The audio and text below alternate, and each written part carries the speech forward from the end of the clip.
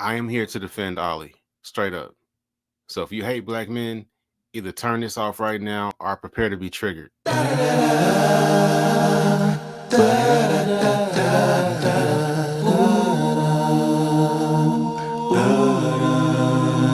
Mm. See, first you got to understand that there's always an experiment within the experiment. If you go back to the pods for a second, think about who was helping Ollie with his fit. It was Aaron, who initiated when they were singing Craig David to him.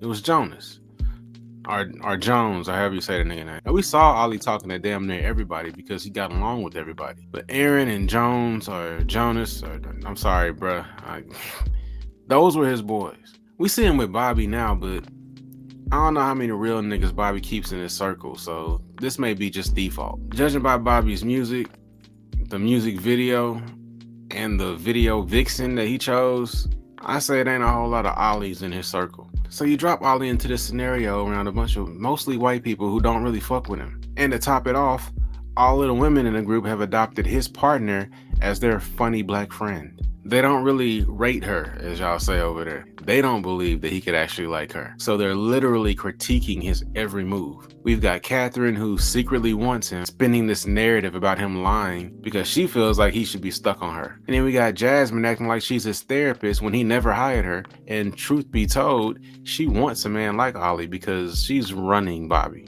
I said this in the last review. When they were sitting there with those mud masks on, and she was talking about pulling Ollie and, talking to him about how he's treating Demi and what he needs to say to Demi and all this other shit, Bobby should have nipped that shit in the bud right there. That's not your place. Talk to your girl, advise her if she wants your advice, but you don't need to talk to Ollie. And Bobby knows. Bobby talked to Ollie.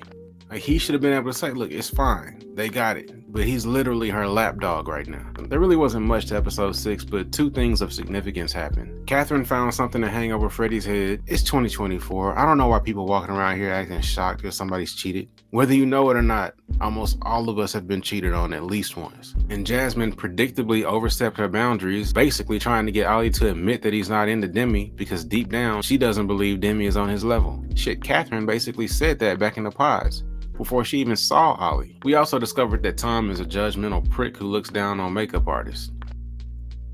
Who's surprised? Moving on to episode 7. These two should grow old together.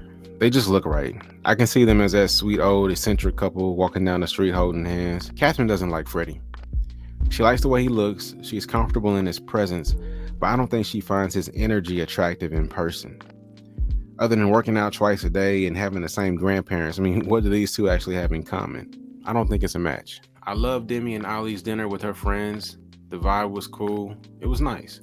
Ollie also revealed in this episode that he has relatively severe ADHD, which helps to explain his anxiety with the whole scenario in Greece. See, context matters. It just seems to me that black men aren't allowed the full range of human emotion on these shows. Black women as well, but at least they're allowed to be sad or downtrodden. But a black man can't get angry, he can't get annoyed, he can't be anything but pleasant, particularly if he's with a woman that the public likes. So not only is he not allowed to feel however he feels, but he better like the woman we like as much as we like her, or he's a piece of shit. I also finally figured out who Ollie reminds me of. At first glance, they don't look alike, but if you look closely at facial features and mannerisms, they do. It's my cousin Ashton. I know that don't mean nothing to y'all because y'all don't know him, and I'm not finna put his picture up on here, but trust me. Maybe that's why I have a soft spot for Ollie. Ashton and his sisters were more like siblings to me than cousins because I lived with them for a while growing up. He was the Carlton to my Fresh Prince. Not because he was corny or nothing, but because I was always the tall, light-skinned one. To round the episode out, Catherine met Freddie's family, Tom met Maria's family, and Sabrina met Steven's friends. I was honestly dozing off through all of this, particularly the Steve and Sabrina stuff. Nothing against them, I just find them incredibly boring. Happy for them, wish them the best, I'm just not remotely invested. Tom did get Maria's mother's blessings, which was cool, and then we get to meet Nicole's parents. Just let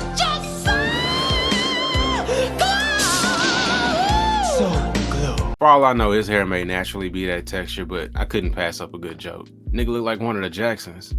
But on a serious note, y'all, having seen Nicole and Benihana these 7 episodes, and now having met Nicole's parents, really, if they do have kids, who is gonna do the baby's hair? The meeting went well though. I really do feel like these two were made for each other. Thanks for watching. Catch you in the next one. Appreciate y'all. I came empty-handed, but I'm leaving with 3. Plus I made about a G, cause I made them tip me.